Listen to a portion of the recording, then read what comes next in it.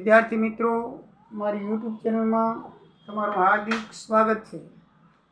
આજે આપણે સંચાલકીય હિસાબી પદ્ધતિ 1ની અંદર ચેપ્ટર 2 નાણાકીય પત્રકોનું વિશ્લેષણ ચાલુ કરવા જઈ રહ્યા છીએ।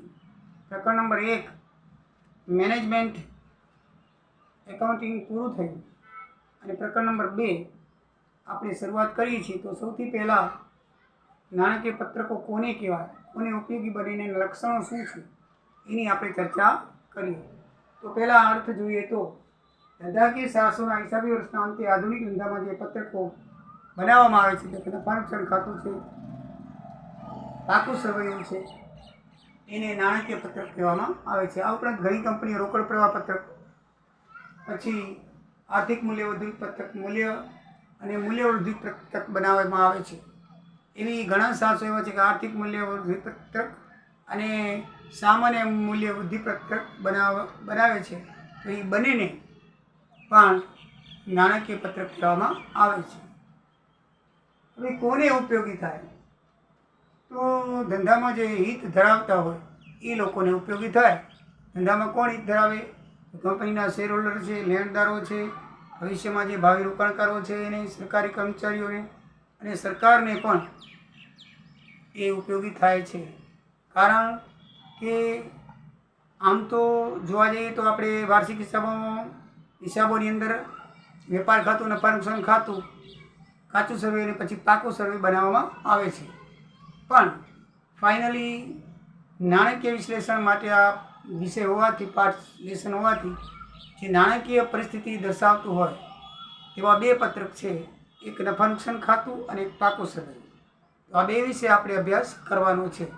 વેપાર ખાતાનો અભ્યાસ કરવાનો નથી, કારણ કે એ માલની આર્થિક પરિસ્થિતિ જણાવે છે।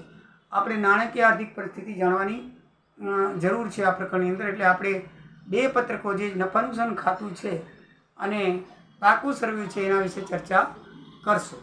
તો આવો મિત્રો આગળ જોઈએ તો એના જે લક્ષણો છે એ લક્ષણો શું છે? તો એના મિત્રો 10 લક્ષણો છે। તો સૌથી પહેલાં બે પત્રકો, તો નાણાકીય પત્રકોમાં આપણે બે પત્રકો નાણાકીય પરિસ્થિતિ રજૂ કરે છે। મેં તમને હમણાં જણાવ્યું કે નફા નુકસાન ખાતું ને પાકું સર્વે, એ ધંધાનું આર્થિક સ્વરૂપે નાણાકીય સ્થિતિ રજૂ કરે છે। નફા નુકસાન ખાતું છે એ નફો થયો કે ખોટ એ જણાવે છે, જ્યારે પાકું સર્વે છે એ ભાગીદારોની મૂડી, કંપનીની કે સાહસની મિલકતો, ધંધાની મિલકતો, એના લેણદારો, દેવાદારો વગેરે પરિસ્થિતિ દર્શાવે છે। એ પાકું સર્વે એટલે ધંધાનો અરીસો કહેવાય છે। તો જેવી કંપનીની સ્થિતિ છે એ આ બે પત્રકો દ્વારા જાણવા મળે છે। પછી આ હિસાબી સિદ્ધાંતો અને પ્રણેકાઓ મુજબ આ પત્રકો તૈયાર કરવામાં આવેલા હોય છે। જેમ તેમ બનાવેલા હોતા નથી। આપણે વાર્ષિક હિસાબો ધોરણ 11થી ભણતા આવ્યા છીએ। FI, SY ના TY એટલે વાર્ષિક હિસાબ શું છે એ આપણને સમજાવવાની જરૂર નથી, આપ જાણો જ છો। નાણાકીય પત્રકો હિસાબી સિદ્ધાંતો અને પ્રણયકોને આધારે તૈયાર કરવામાં આવે છે। દાખલા તરીકે સ્ટોકનું મૂલ્યાંકન પડતર કિંમત કે બજાર કિંમત બેમાંથી ઓછી હોય તે જ કિંમતે થાય છે। એમાં રૂઢિચુસ્તપણાના સિદ્ધાંતોનો પણ ઉપયોગ થાય છે।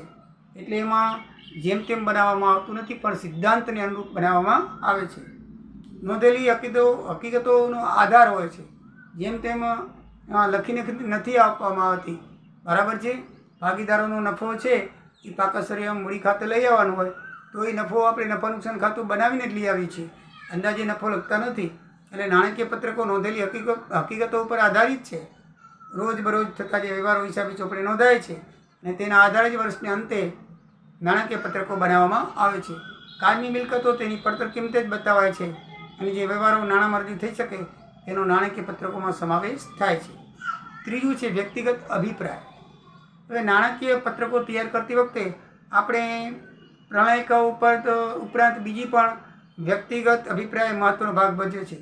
ઘસારાની કઈ પદ્ધતિ અપનાવવી, કયા દરે ઘસારો ગણવો, અવાસ્તવિક મિલકતો કેટલા વર્ષ દરમિયાન માંડી વાળવી વગેરે એકાઉન્ટના અભિપ્રાય મુજબ નક્કી થાય છે, બરાબર છે। તો એ અભિપ્રાય મુજબ આપણે લઈને પછી નાણાકીય પત્રકો બનાવતા હોય છે। અને નાણાકીય પત્રકની અંદર કાયદો પણ લાગુ પાડવામાં આવે છે, કાયદા મુજબ હોય છે। જે ધંધાકીય એકમો માટે અલગ કાયદા હોય છે તેમને નાણાકીય પત્રકો તેના કાયદાની જોગવાઈ અને ફોર્મ અનુસાર જ તૈયાર થાય છે. એનો એક પ્રિસ્ક્રાઇબ ફોર્મ હોય છે, એના દ્વારા જ એ નક્કી આપણે જોયું હતું પરફોર્મમાં એ પ્રમાણે. દાખલા તરીકે જો કંપની મારફતે ધંધો ચાલતો હોય તો કંપની ધારાની જોગવાઈ લાગુ પડે છે અને એ મુજબ નાણાકીય પત્રકો તૈયાર કરવામાં આવે છે. 5મું છે વાજબી ચોકસાઈ. નાણાકીય પત્રકમાં ખૂબ ચોકસાઈ શક્ય નથી. તેનું એક કારણ છે કે ઘણી બાબતો અંદાજે મૂકવી પડે છે. દાખલા તરીકે ગાલખાતની જોગવાઈ છે, આપણે કેટલી ગાલખાત થશે કંઈ ખબર ન પડે, બરાબર છે. કેટલીક જવાબદારી ચોક્કસ હોવા છતાં તેની ચોક્કસ રકમ બતાવતી નથી. દાખલા તરીકે કર્મચારીને ચૂકવવાની ગ્રેજ્યુટી, એ કર્મચારી રિટાયર થાય એટલે આપણે ચૂકવવી પડશે, પણ કેટલી રકમ ચૂકવવી પડશે, અધવચ્ચેથી છૂટી જાય અથવા ક્યારે પણ એ નોકરીમાંથી જતો રહે તો કેટલી ગ્રેજ્યુટી ચૂકવવાની થાય એ કંઈ નક્કી ન હોય. જવાબદારી છે પણ રકમ કેટલી થશે એ નક્કી ન હોય. દાખલા તરીકે કર્મચારીને ચૂકવાતી ગ્રેજ્યુટી વળી કંપની ધારામાં આપવામાં આવેલી છૂટ મુજબ આંકડા લગભગ લાખ રૂપિયા સુધી પણ બતાવી શકાય છે. એટલે આ વ્યાજબી ચોકસાઈ એમાં શક્ય થતી નથી કે અમુક કિંમતો અંદાજે પણ મૂકવી પડે છે. જુદા જુદા હેતુઓ માટે આપણે પત્રકો બનાવવામાં આવે છે. નાણાકીય પત્રકો જુદા જુદા હેતુઓ માટે બનાવાય છે તો નફાની રકમો અલગ અલગ આવે છે. દાખલા તરીકે સામાન્ય હિસાબી પ્રણાલિકા મુજબ બનાવો તો નફા નુકસાનના પત્રકો નફો અને ઇન્કમટેક્સના હેતુ માટે નફો, સંચાલકીય મહેનતાણા માટે નફો વગેરે રકમો અલગ અલગ દર્શાવવામાં આવે છે. એટલે કે જો આપણે નફા નુકસાન માટે જાણવા માટે બનાવતા હોય તો અલગ બનાવીએ છીએ અને ઇન્કમટેક્સના હેતુ માટે નફો બનાવતા હોય તો એ પણ અલગ બનાવીએ છીએ. આપણે સીએ પાસે જઈએ છીએ અને નફો ઓછો કરવાનો પ્રયત્ન કરીએ છીએ. આમ શેર હોલ્ડરને લેણદારોને દર્શાવવા માટે આપણે અલગ નફો દર્શાવીએ છીએ, એમાં વધુ નફો દર્શાવીએ છીએ અને ટેક્સ ઓછો ભરવો પડે એટલે સીએની મદદ લઈને આપણે ટેક્સ નફો ઓછો થાય એ રીતે આપણે કરીએ છીએ. તો આ રીતે જુદા જુદા હેતુઓ માટે જુદી જુદી પત્રક બનાવવામાં આવે છે. બીજું સ્પષ્ટ રજૂઆત. નાણાકીય પત્રકો સ્પષ્ટ રીતે રજૂઆત થવા જોઈએ અને વાંચકો જે છે એનો ઉપયોગ કરનાર છે એ બરાબર સમજી શકે એવી રીતે હોવા જોઈએ. બને ત્યાં સુધી બિનજરૂરી વિગતો ન હોવી જોઈએ. અમુક આઇટમ સંપૂર્ણ વિગતો દર્શાવવાને જુદા જુદા એ સ્પષ્ટપણે હોવું જોઈએ, સ્પષ્ટપણે સમજી શકાય તેવું હોવું જોઈએ. શેર હોલ્ડરો, રોકાણકારો બધા કાંઈ ભણેલા ગણેલા હોતા નથી એટલે ચિત્રો સહિત બરાબર રીતે એને રજૂઆત કરવી જોઈએ. કાયમી મિલકતોની મૂળ કિંમત, તેમાં 5 વર્ષ દરમિયાન થયેલો વધારો ઘટાડો, આ સુધી માંડેલો ઘસારો, ચાલુ વર્ષ દરમિયાન માંડી વાળેલો ઘસારો વગેરે દર્શાવતું અલગ પત્રક પાકા સળિયા જોડે જોડવું જોઈએ. ખાસ કરીને આંકડાઓ ધંધાની આર્થિક શક્તિ કે નબળાઈ દર્શાવતા હોય તો તેના ઉપર ખાસ ભાર મૂકવો જોઈએ અને એનું ચોક્કસ કારણ દર્શાવવું જોઈએ. ચાલુ વર્ષના અને પાછલા વર્ષના આંકડાઓનું મૂલ્યાંકન થઈ શકે છે. કંપનીના ચાલુ વર્ષના આંકડા પાછલા વર્ષના આંકડા સાથે ધંધાની બીજી કંપનીના આંકડા સાથે સરખાવવા જોઈએ. નફા નુકસાન ખાતું વર્ષ દરમિયાન જે પરિણામ આવે તે કેટલાક અસામાન્ય સંજોગોને પણ કારણે હોય છે. દાખલા તરીકે ધંધામાં તેજી કે મંદીને કારણે અમુક પરિણામ અને તે લાંબો સમય ચાલુ રહે તેમ ન હોય તો પાછલા વર્ષના પરિણામો સાથે ચાલુ વર્ષનું પરિણામ સરખાવવાથી પરિસ્થિતિ જાણી શકાય છે. આ વર્ષે આપણે નફો થયો તો એ જ ગાળામાં ગયે વર્ષે આપણે નફો થયો તો ખોટ એ વિશે આપણે પાકું સર્વે જોઈએ. ગયા વર્ષનું આ સર્વેનું નફા નુકસાન ખાતું બને જોઈએ તો આપણને પરિસ્થિતિનો ખ્યાલ થઈ શકે છે. એટલે એની સરખામણી ગયા વર્ષની આ વર્ષની સરખામણી આપણે થઈ શકીએ છીએ અને એ પ્રમાણે આપણે નીતિ વિષયક પગલાં લઈ શકીએ છીએ અને ધંધાને આપણે યોગ્ય રીતે સંચાલન કરી શકીએ છીએ. હવે નફા નુકસાન પત્રક છે એ યોગ્ય રીતે રજૂ કરવું જોઈએ કે જેથી ધંધાનો સાચો નફો જાણી શકાય.